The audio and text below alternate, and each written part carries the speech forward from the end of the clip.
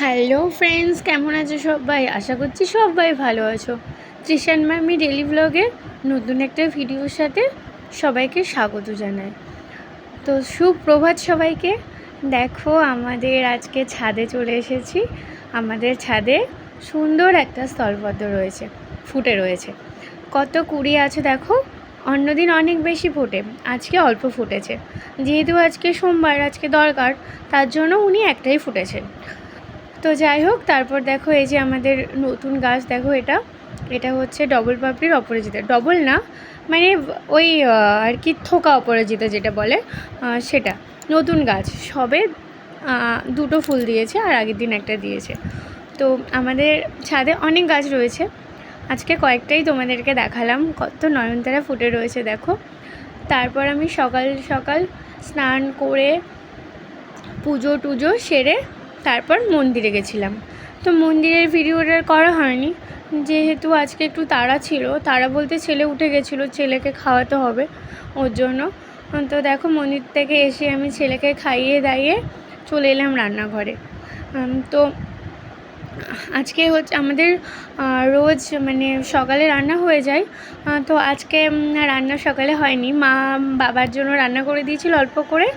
আর পরে আমি বললাম যে আমি পুজো টুজো করে পরে রান্না করব।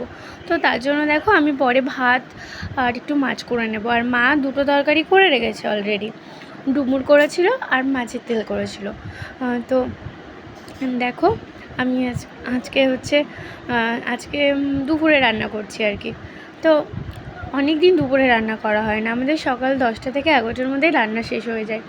তো আজকে যেহেতু বাবা চলে গেছেন, অত তাড়া নেই, ওর জন্য আমি বললাম মা আমি পরেই করে নেব। তো এই যে চালটা দেখছো, এটা আজকে বাবানের জন্য ভাত করব। প্রথমে মানে ছোট্ট হাঁড়িতে ওর জন্য আলাদা করে ভাত করে নেব। ওর ভাতটা একটু নরম নরম হয় তো ওর জন্য। আর আমাদের ভাতগুলো একটু শক্ত করি, তো বাবান সেভাবে শক্ত ভাতগুলো এখনও খেতে পারে না। সবে তো ছোট, 2 বছর 2 মাস। তো আস্তে আস্তে বড় হলে শিখে যাবে। তো আমি ওর জন্য আমাদের জন্য একটুখানি মাছ করছি, তো ওর জন্যও করবো। তো আস্তে আস্তে দেখো সবটাই করে নিচ্ছি। দেখো, এডিটিং করতে করতে আমার ছেলে এসে হাজির। তো দেখো, আজকে আমি মাছের ঝোল করব আলু টমেটো দিয়ে, সেটাই তোমাদেরকে আমি বলছি, মানে দেখাচ্ছি আর কি। তো আমার না খুব সিম্পল ঝোল খেতে ভালো লাগে, একদম একদম পাতলা ঝোল খাবো, মানে একদম হালকা মশলা দিয়ে।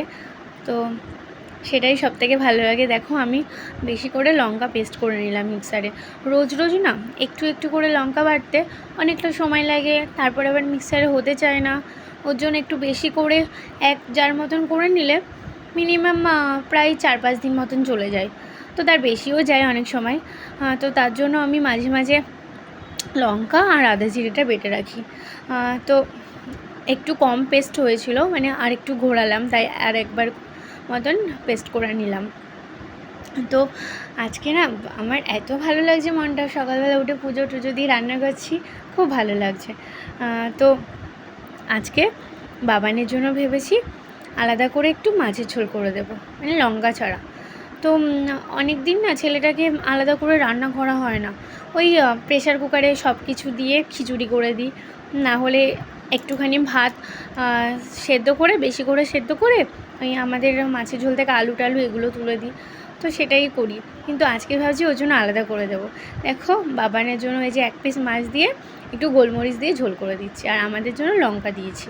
মানে সবটাই করেছি, ফোড়ন দেওয়া থেকে শুরু করে আদা জিরে দেওয়া, টমেটো দেওয়া, সবই করেছি। শুধু লঙ্কাটা ওরটা আলাদা করে তুলে তারপর আমি লঙ্কা দিয়েছি, নাহলে ছেলে তো খেতে পারবে না। ওর জন্য একটু বাবানকে গোলমরিচ দিয়ে আমি সব সময় রান্না করে দিই। আর এই যে ছোটো হাঁড়িটা দেখছো, এটাতে আমি ভাত বসাবো। এই হাঁড়িটা কিছুদিন আগে আমার মা দিয়েছিল। আমি বলতাম শুধু যে মা দুধের জন্য একটা কিছু লাগবে, তো মাকে বলেছিলাম একটা ছোট্ট দুধের হাঁড়ি দিতে। মা দেখছি একটু বড়ই দিয়েছে, আমাকে বড়ই পাঠিয়েছে। তো যাই হোক, বড় হলে সুবিধা হবে, একবারে সব হয়ে যাবে। তো তার জন্য দেখো, আমি ছেলের জন্য যে ভাতটা করেছি সেটা আমি ঠান্ডা করে একটু আলাদা করে চটকে নিচ্ছি। নরম ভাত, তবুও চটকে দিতে হবে, না হলে খেতে চাইবে না। ওর জন্য ভাতটাকে আগে একটুখানি শুকনো করে মাখিয়ে তারপর ওর মধ্যে ভাবছি ঝোল দিয়ে দেবো।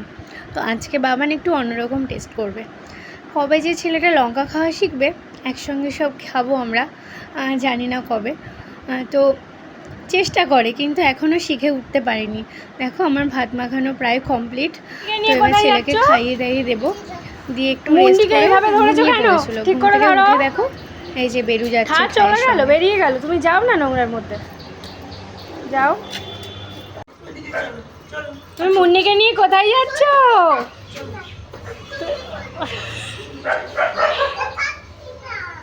তাহলে মুন্নিকে আমার কাছে দিয়ে দাও, দাও। ধরতে হবে না, আমি মুন্নিকে নিয়ে যে আজকে দেখো ঠাম্মি আর নাতি দুজনে মিলে ঘুরতে যাচ্ছে। তো ছেলে তো ভীষণ খুশি, বাইরে যাচ্ছে। তো আমার ছেলে খুব খুশি হয়, বাইরে বেরোলে খুব ভালো লাগে ওর। তো ও যাচ্ছে, দেখো ও যেতে যেতে দাঁড়িয়ে পড়েছে, আমাকে হাত ধরে টানছে, বলছে মাম্মা তুমিও চলো না, তুমিও চলো না। কিন্তু আমার দেখো একটুও যেতে ভালো লাগছে না। তো ওরা দুজনেই ঘুরে আসুক, আমি সবে এক জায়গা থেকে আসলাম, খুব টায়ার্ড হয়ে আছি, তো একটু রেস্ট করব বাড়িতে। তো আজকের মতো ব্লগটা এখানেই শেষ করলাম। টাটা, সবাই ভালো থাকবে।